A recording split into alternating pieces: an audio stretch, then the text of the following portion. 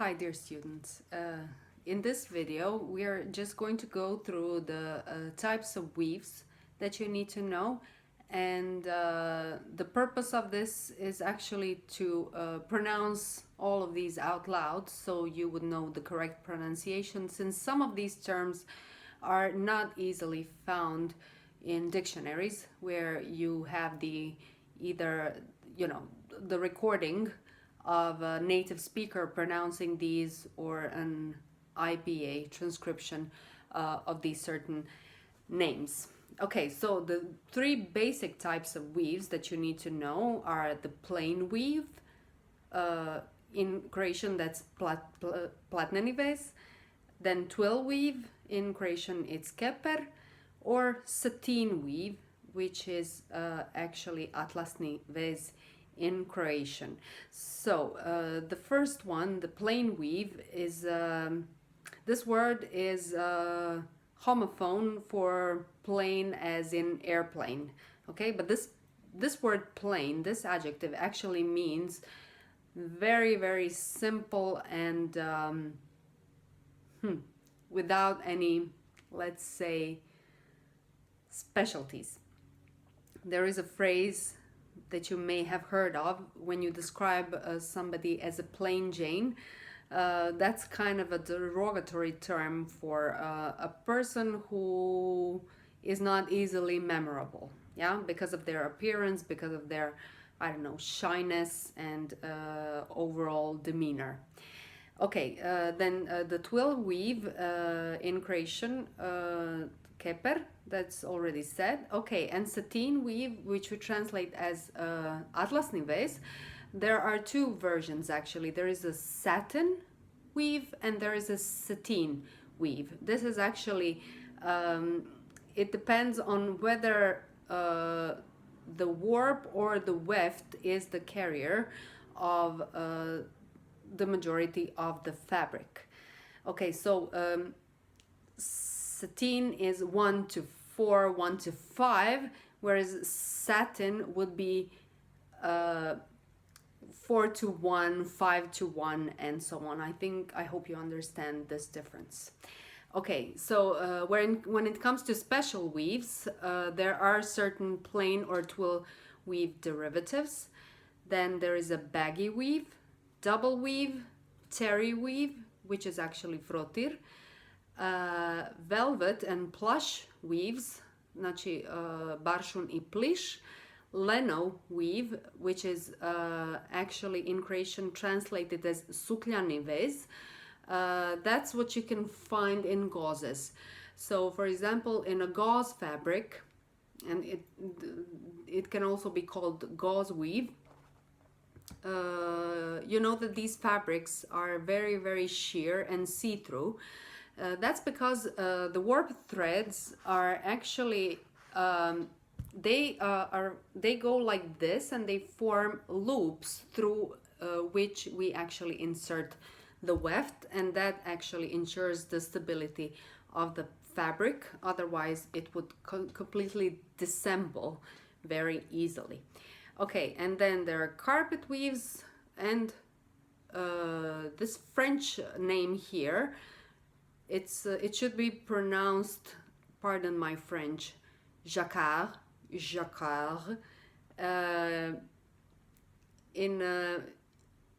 Yeah, you can make it simpler by saying jacquard weave. We also call it jacquardni vez, and jackass Americans would probably say jacquard weave.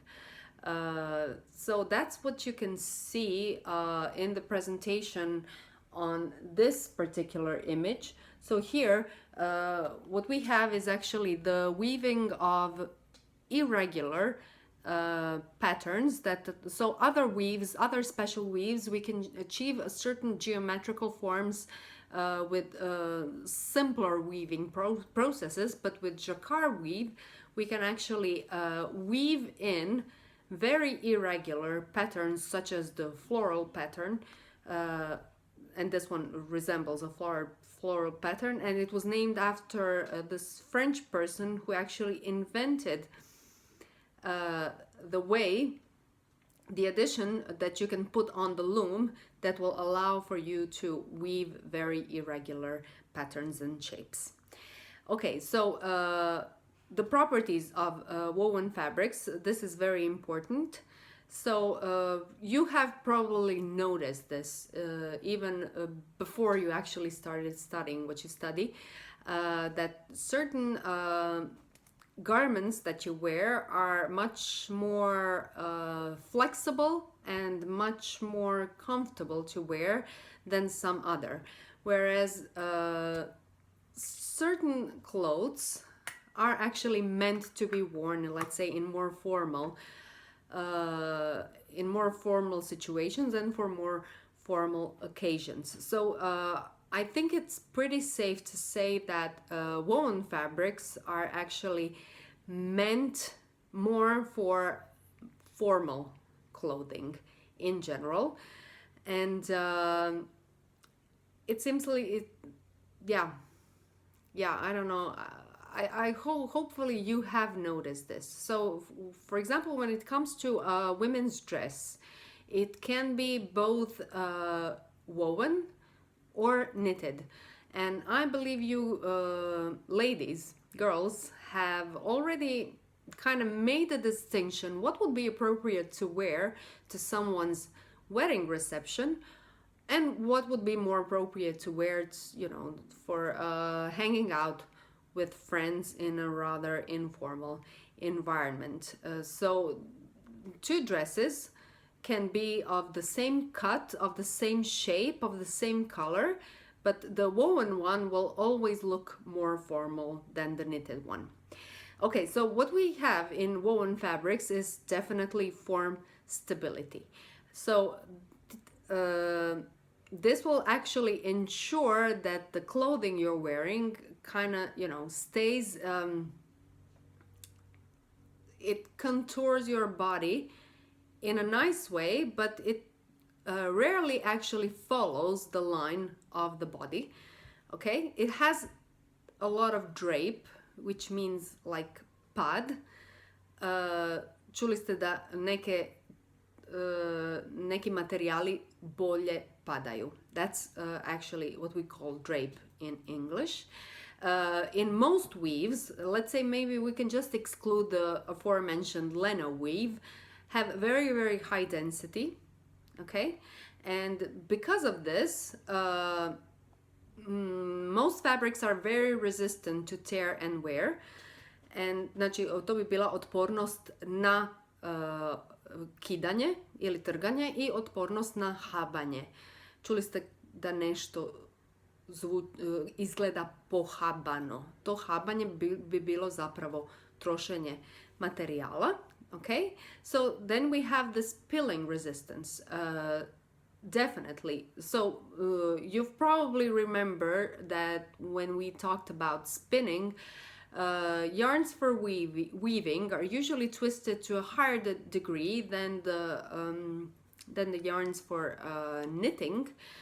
Okay, and this will also ensure less pilling. So pilling is the formation of those,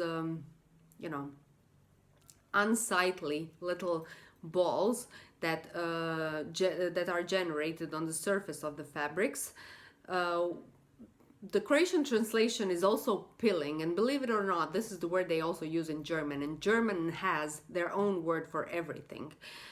In informal language, we refer to this as mutice, okay?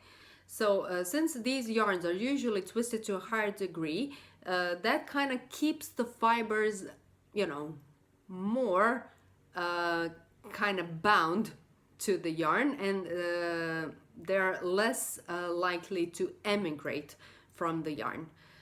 Okay, then proneness to creasing. Unfortunately, you've probably noticed what you wash in the washing machine, and when it's made of woven fabrics, it will usually be very unsightly, and you will have to iron these, before you actually decide to wear them, unless they're made of 100% polyester.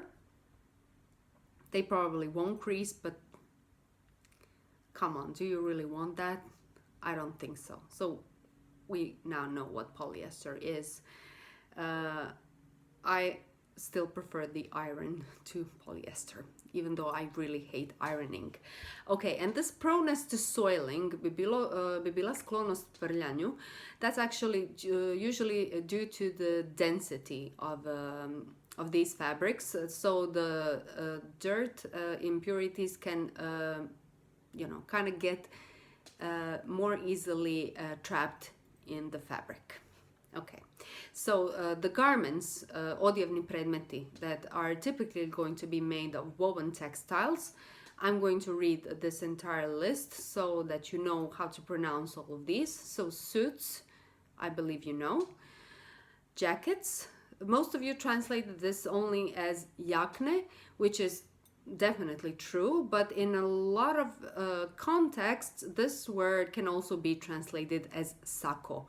So when you have a suit, it actually it is made of a pair of trousers and a jacket. Znači hlače I sako. So the word jacket can be translated as both. The word blazer is also often translated as sako, and that is also true, but a blazer should actually be just a particular type of this jacket that doesn't go with matching trousers, and they're usually in a navy blue color, and they usually have these golden ornamented buttons and oftentimes an emblem here on the chest. But I believe the meaning of the word has extended over time, so you can use it for any type of unmatching jacket that does not come with a matching pair of trousers. Okay, then coats, that's very clear. Trench coats. A lot of you have written here mantil. It's actually, it should be balloner. So the original trench coat has a particular cut and particular details, yeah? And Burberry, the fashion house Burberry, has the most representative trench coat there is, with that very, very recognizable lining that you can see in like tartan or checkered pattern. Okay, then shirts. These are, my dear students, these are actually košulje. Okay, a shirt je košulja, whereas a t-shirt is actually majica. Okay, then blouses, I believe that's clear. So blouses are usually worn by women. So if you're wearing a top like I am wearing right now, this is actually a t-shirt. Because this is made of a knitted fabric, it's elastic, it's stretchable, it's comfortable. If this was made of a woven fabric, if it had the same cut and the same look, this would actually be a blouse. Okay, so usually shirts are buttoned down, okay, whereas blouses don't necessarily have to have any kind of opening or closing in the form of zippers or buttons, but they're actually always made of woven fabrics, and they usually look more formal than the knitted tops. Okay, then tunics, they go below the hip line, okay, so somewhere mid-thigh. So it's a blouse that is actually mid-thigh length. Then dresses, I believe, are a word you've known for centuries. Scarves. A lot of you said shalovi here, and that is true. Oftentimes we actually use the word scarf to mean shawl, but in this context, in this particular context, we are actually talking about marame. Okay, so for example, armés, pardon my French again, they usually have very recognizable scarves, and the singular of this word is scarf, okay, with an F at the end, so like knife, knives, life, lives, and so on.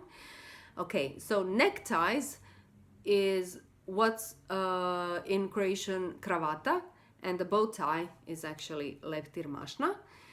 Then, okay, you didn't have problems with trousers, okay, and what's actually in the image? So this pair of gray trousers or pants should actually be called slacks. So So these are, let's say, formal, elegant women's trousers. Okay, then lining and garments, postava, skirts, petticoats, bathrobes, and negligees. Okay, this is a negligee. You've probably heard, we also call this actually negligee. Okay, and I believe the rest is clear. So petticoat, podsuknja, bathrobe, bademantil. I don't think we have a very standard word for that. Okay, then household textiles that you had on the list. So bed linens or sheets. So these are often called bed linens, although they're very rarely actually made of linen, right? So we shouldn't confuse these two terms. Okay, then pillowcases, jastučnice, blankets or quilts. So blankets bi bile deke, quilts bi bili pokloni. So the shell of a quilt is actually usually made of a woven fabric, whereas the filling in old times it was always feathers or down. And in some modern time quilts, you'll often find non-woven textiles inside, usually of synthetic materials as the filling inside. Okay, then towels, that's clear, dishcloths and tablecloths. So kuhinske krpe I stolnjaci. So the word cloth is used as a generic term for something we would actually call in everyday language like platno. Okay, then curtains and drapes. Yes, curtains are definitely zavjese, whereas drapes we would rather translate as zastori. So curtains are usually sheer and they're translucent, whereas drapes are actually opaque and they can block the sunlight completely, depending of course on the density and the color of them. Okay, then you have carpets, a generic term for tepisi, so floor coverings. So here in the brackets you had the terms rugs and runners. Rug bi bio sag, so it's usually an area rug. It's usually much thicker than the carpet. Carpets are also the floor coverings that go wall to wall or corner to corner. That's not something you can commonly find in our houses and households in our country. But for example, in England, this is very common that they, cover the entire flooring in a carpet. To je ono što bi mi zapravo nazvali tepison.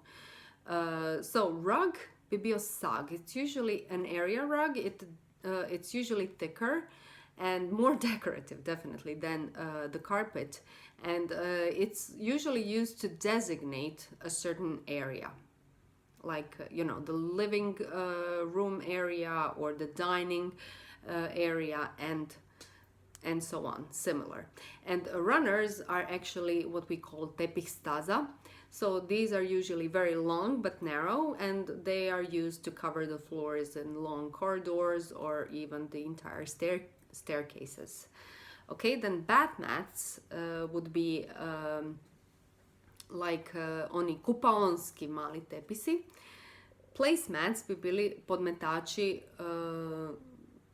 that we nowadays oftentimes use instead of a tablecloth. So to place the plates and the flatware on one particular mat, and that kind of designates the dining space, the dining spot for one person. Okay, then napkins, salvete, actually more in the sense of ubrusi. It's what you get in, say, fancier restaurants. These are made of woven fabrics, and they're not actually paper. So the paper napkins that we usually use for everyday use, they're usually disposable. No, not usually. They're always actually disposable. My God, has it been more? No.